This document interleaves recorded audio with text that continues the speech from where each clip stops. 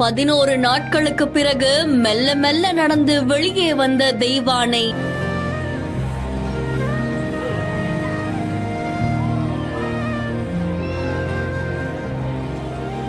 பாகன் உயிரிழந்த நிலையில் வாடிய முகத்துடன் இருந்த தெய்வானை குணமானதாக தகவல்.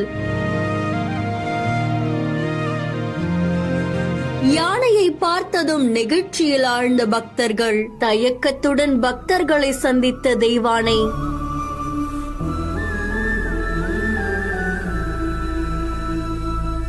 முருகனுடைய அறுபடை வீடுகள்ல 2ஆம் படை வீடா விளங்கக்கூடிய திருச்செந்தூர் சுப்பிரமணிய சுவாமி கோவில்ல தெய்வானை அப்படின்ற யானை இருக்கு. கோவிலுக்கு வரக்கூடிய பக்தர்கள் கண்டிப்பா இந்த தெய்வானையும் பார்த்துட்டு போறது வழக்கம். இந்த நிலையில கடந்த 18ஆம் தேதி திருச்செந்தூர் கோவில்ல யானை தெய்வானை தாக்கி பாகன் உதயகுமார், அதுக்கப்புறமா அவருடைய உறவினர் உயிரிழந்தது பலரையுமே அதிர்ச்சிக்குள்ளாக்கி இருந்தது. இதை தொடர்ந்து யானை